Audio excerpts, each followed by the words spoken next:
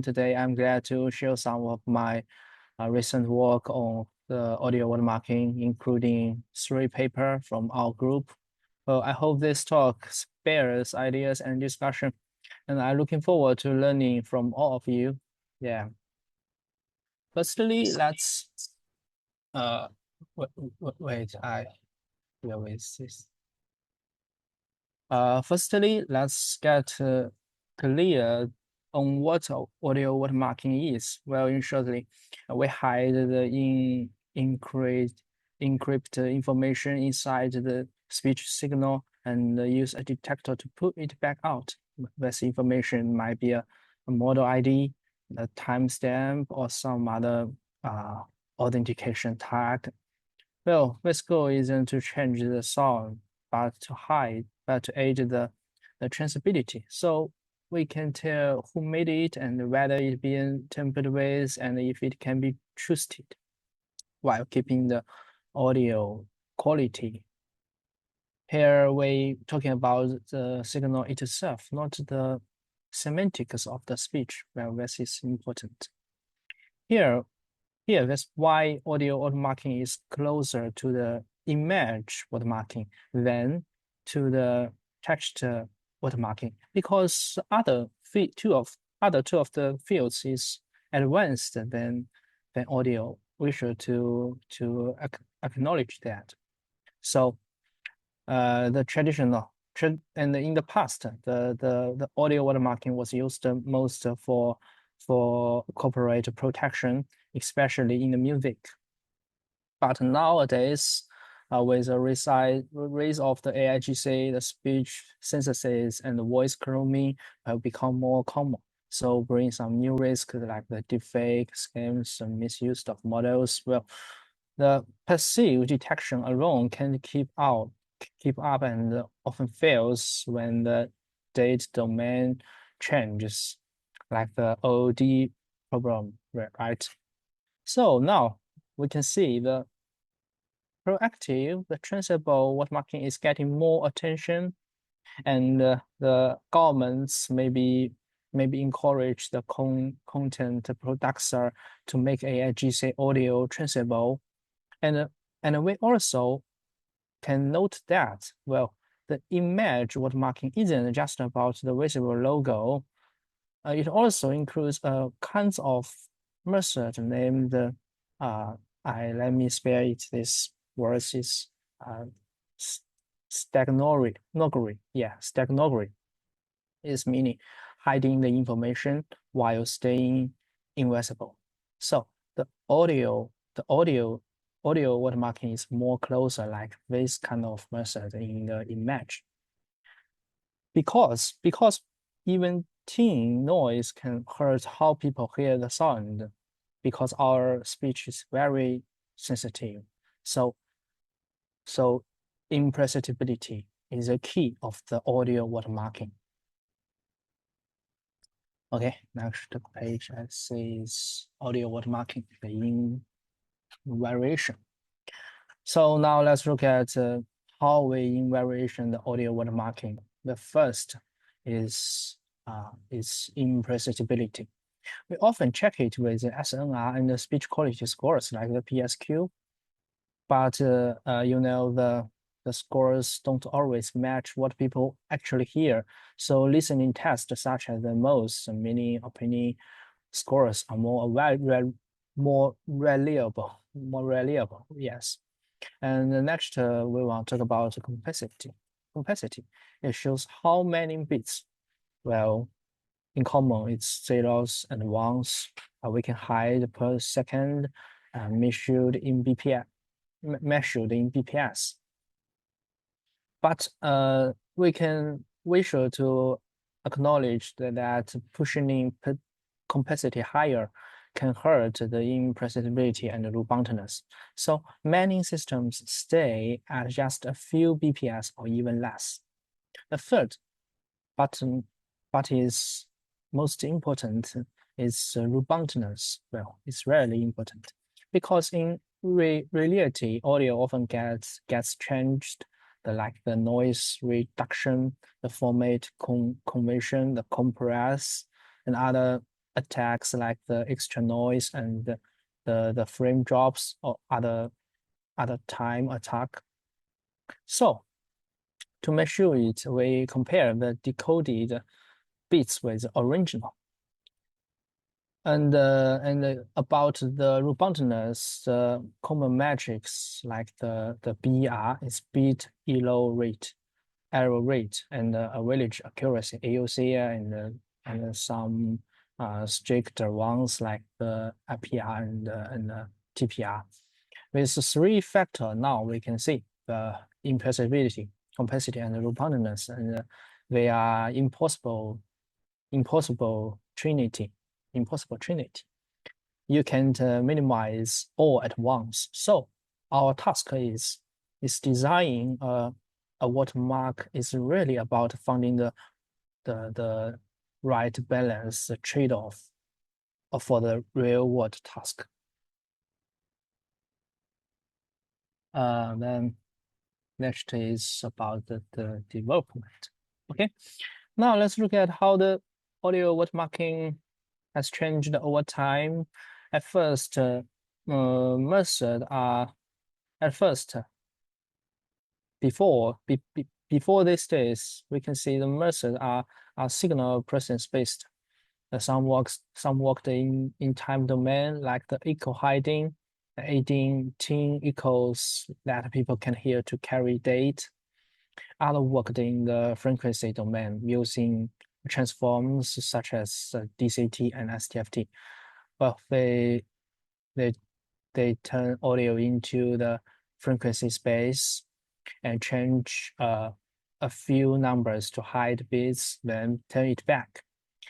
And these methods are clearly and explainable, but they don't adapt well because they are not robust. And after that, the neural watermarking was proposed. The neural watermarking, it can divide it into three groups. The first, general post-hoc audio watermarking method, for example, the DNN, WM, and Willmark. Well, they focus on the watermarking idea itself, and it can be packed into so much tasks. The second is task-driving watermarking, such as collaborative watermarking and like the transport speech and WM codecs. Well, this watermarking steps is built inside the generation model, and this less loss from the extra steps. And the third one is experimental watermarking for the open source model. Yes, this is for the open source model, like the P2 mark. This target is really deployment and model protection. And in this slide, I list the timeline from the 2022 September to the 2024 September. In fact, after 2024 September, there are so many neural speech watermarking method was proposed, but I can't list in here due to the space limitation. Okay. So now we can see these three paths shows clearly progress from the older rulers to deep learning. Next, I will talk about the first group, the general audio watermarking, general post-hoc watermarking.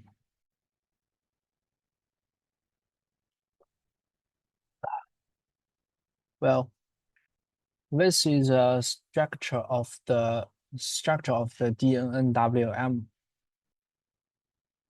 Is the neural watermarking model usually follow an encoder-decoder design. Well, the encoder takes in both audio and the bits where we want to embed and output the watermarked audio signals. Then the decoder inputs that watermarked audio and tries to recover the bits. The whole system is trained end to end to embed and extract the watermarker. So to make the watermark robust, we have a little trick in here.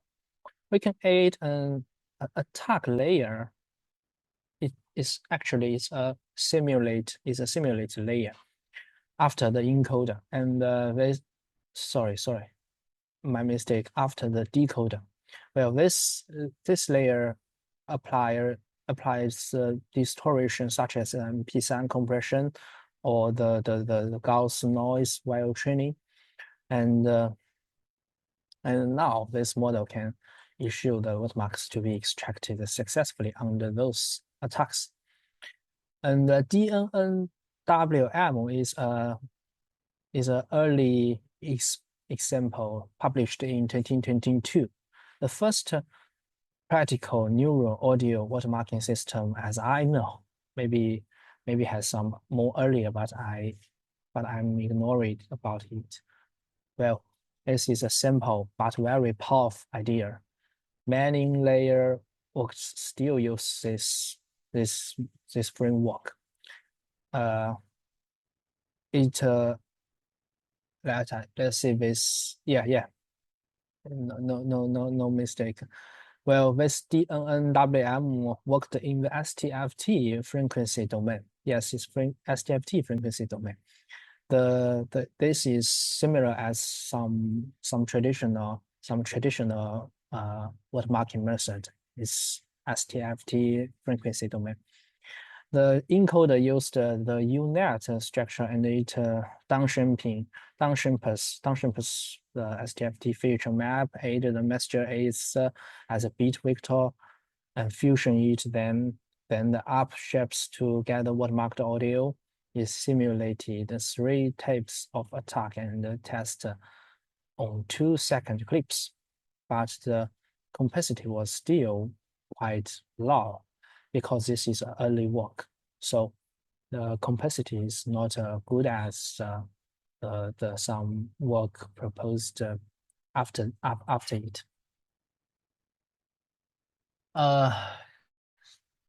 Let me see. DAR. In 2023, DAR also embedding the watermarks in the frequency domain is also the frequency domain. It expanded the simulated attack to 9 tapes and reached the high complexity about 100 bit 11 second with about let me see, it's 9 bps. The key idea is that the encoder outputs residue, not a full signal. The residue is scaled and added to the host audio. By changing the scale, we can control how strong the watermark is. The DAR use a discrete wavelet transform the DWT and tests against the Gauss noise, the band pass, and the high pass and the reverb to improve the robustness. As I mentioned before, it tests 9 types attack. Experiment used 11-second clips at the 44.1 kHz and emitting 100 bits. Yeah.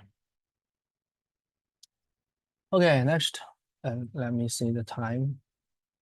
Okay, 20 minutes.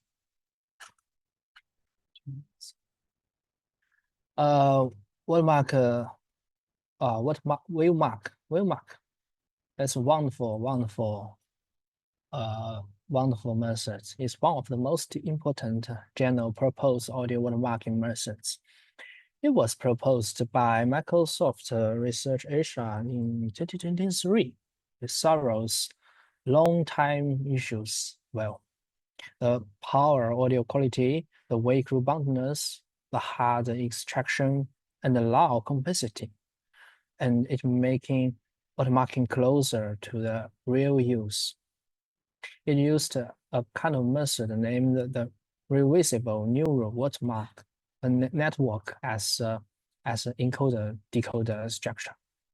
The reversible network can run both ways. Well, first, if we feed some watermark audio back into the encoder, and it can recover the original audio and bits. This makes decoding easier and more accuracy. In test, the watermark reached 22 bps capacity with a good audio quality.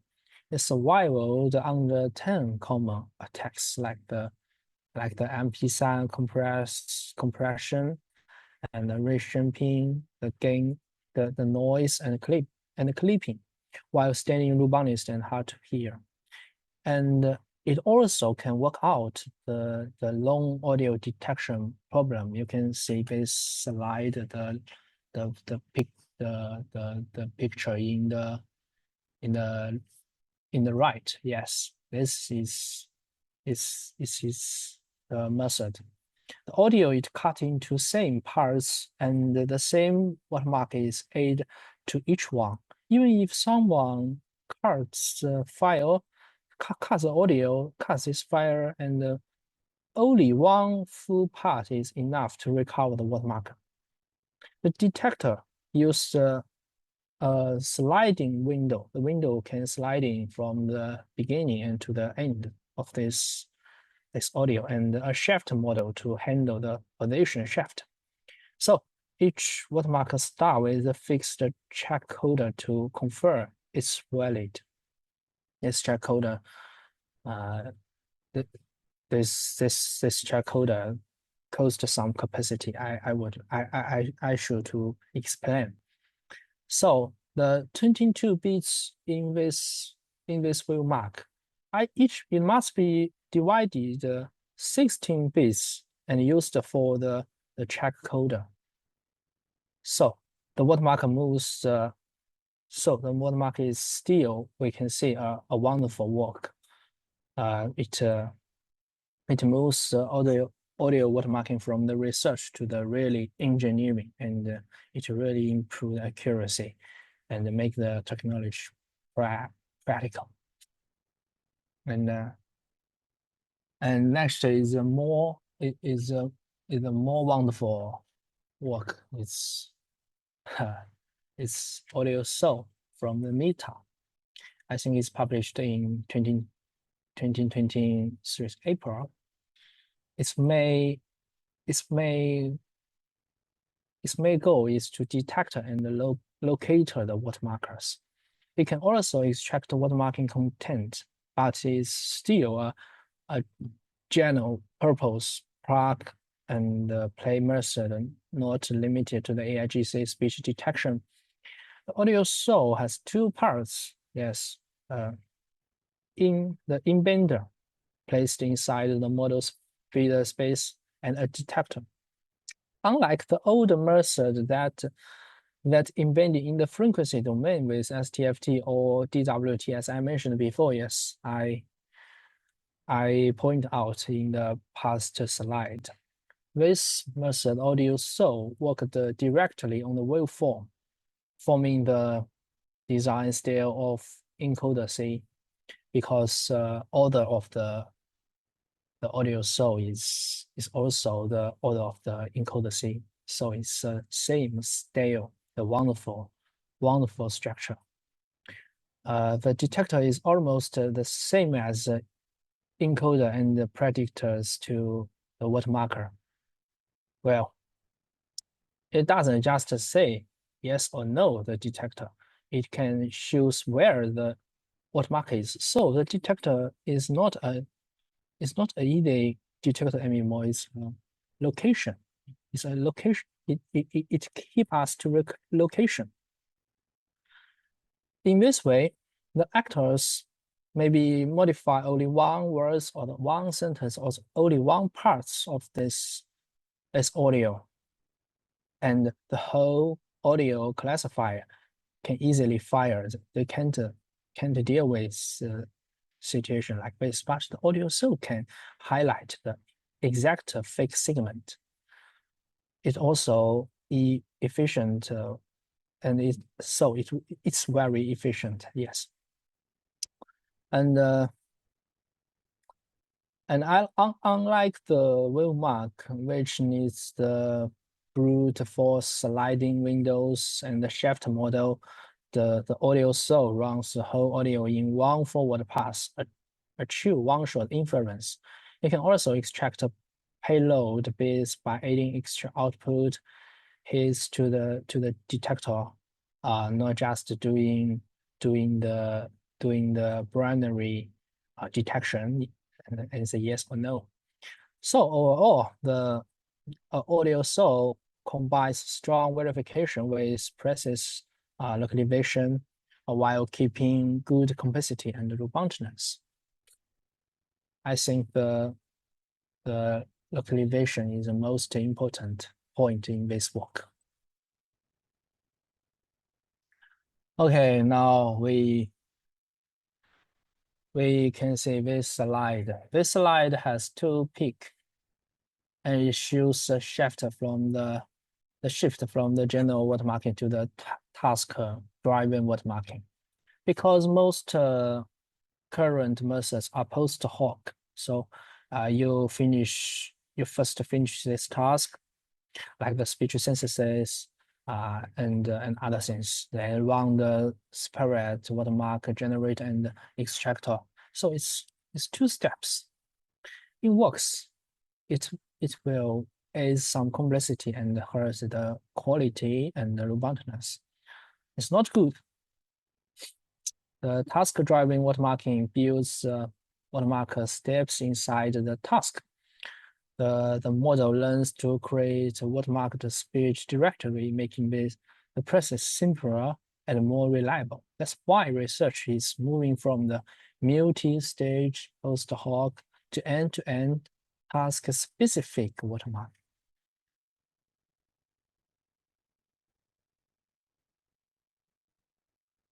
Uh, okay, this is collaborative watermarking. It's published in iCasper of the 2024.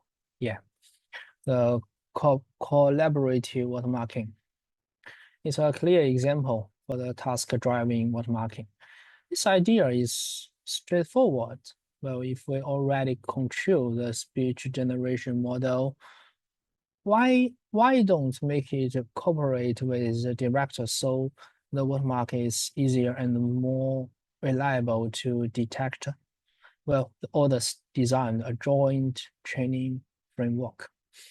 They trained the vocoder, the happy gun, and the detector together in the one loop, so the generator learns to create audio that the detector can recognize more reliable. Well, that said, this approach is still fairly simple. It doesn't recover what marker content, so we can't maybe we can say this is a watermark method, but it's really it's similar. It only decides whether the audio is real or synthetic, well, more like a deepfake detection system than a full watermark. A detector itself is speech deepfake classifier. This is his detector. During the training, the process switched between updating the happy guns discriminator and updating the watermark detector. It's switched. Even so, this work keeps star a new direction. It is training, watermarking, and the main generation task together. It also inspired our later systems where we integrated watermarking more deeply into the architecture of speech generation models.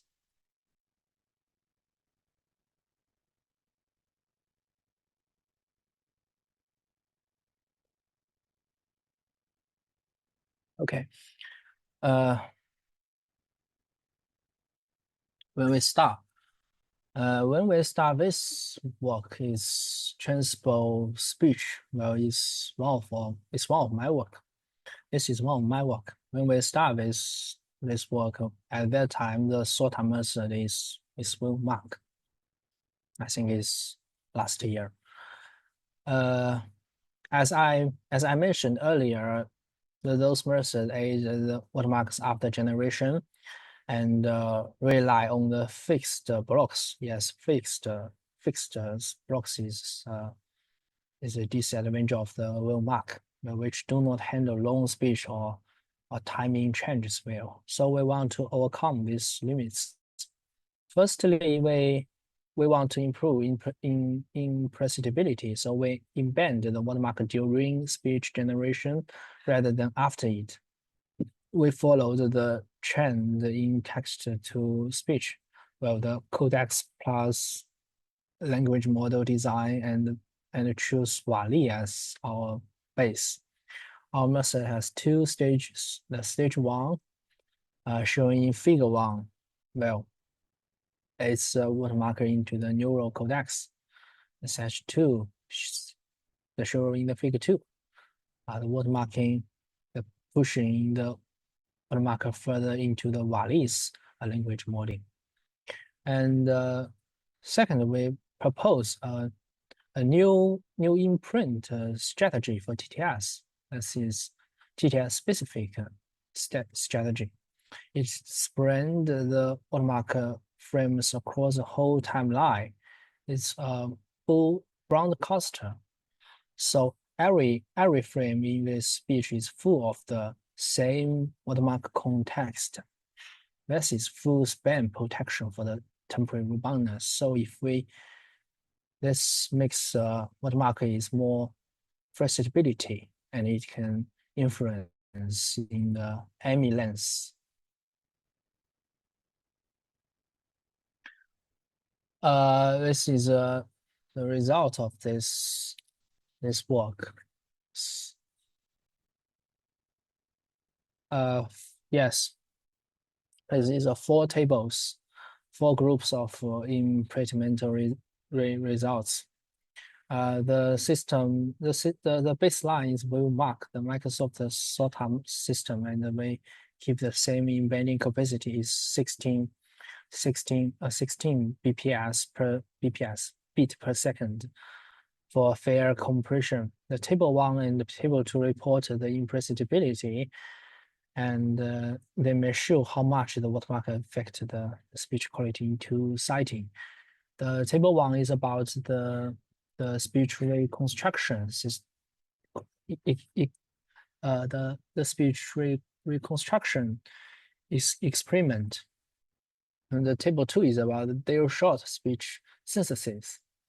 And the table one is about the figure one's experiment, and table two is about the figure two's experiment. And the reboundness, we test 1, 2, 3, 4, 5, 6, 7, 8, 8 tapes of attack, and it shows the temporal embedding attacks, the respilling, and we can say the reboundness even when the 2/3 of the speech is randomly removed, it can still successful extract. We can see it's almost near the perfect hundredth percentage. And the table 4 is about the flexibility, and this is a limit test with a 4-bit 64-bit watermarking in 0.3 second speech. We can extract with 16.5 accuracy. And here has two simple.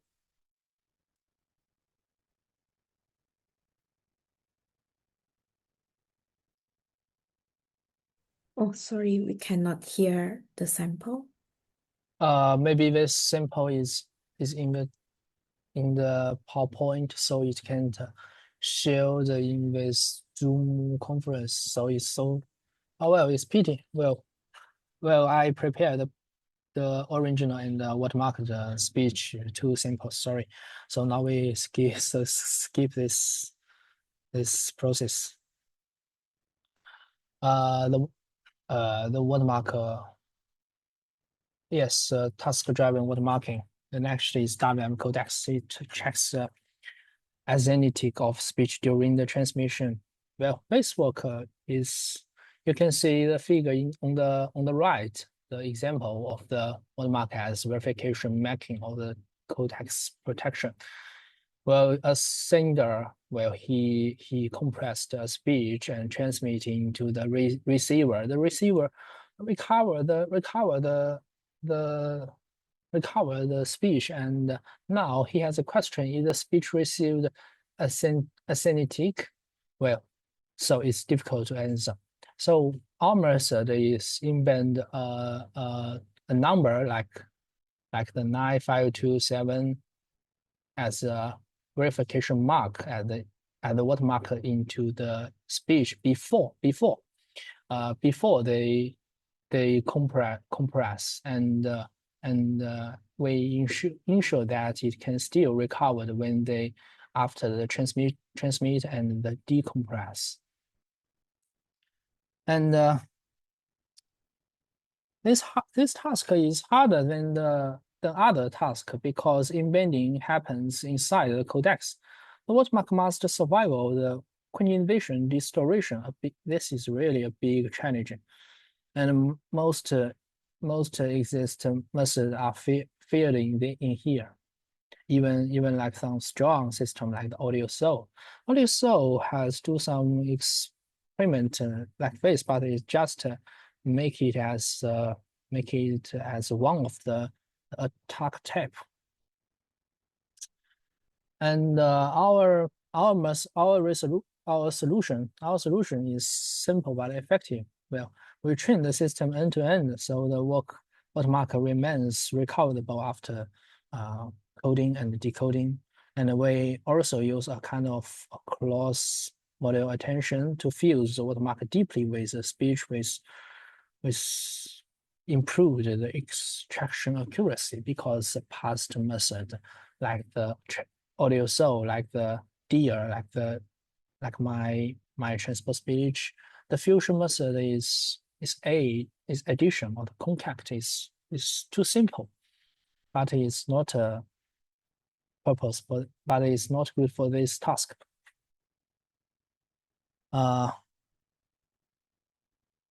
Okay. So now, after the discussion above, I will like to rethink how we invariate audio watermarking. First is impressibility. The most basic requirement, a watermark should stay hide and keep the audio nature to human ears. If listener can easily notice the watermarker, the system will really fail at the first step. And the next is complexity. How much the information we can embed. Once interpretability is not a problem anymore, we often want to carry more bits per second, but this must not destroy the quality and the stability. Final, the robustness, ability to survive out of the dataset. The watermarks should remain detectable even under real-world conditions such as compression, noise, or embedding. This is essential for the really practical deployment, since models changed on the clean date may not work once the audio is modified. Okay, so the third part of the audio watermarking, a different perspective. Let's rethinking how we classify the audio watermarking again. Today, now there's main three types. The first is post hoc, as I mentioned, or the audio live watermarking. It's audio live watermarking because it aids the watermark directly to the finished audio to protect and track it. And the second is feature live watermarking. The feature live watermarking is a task-driven watermarking because the watermark is mixed with audio feeders or noise before the audio is generated. Now I will talk about the third one.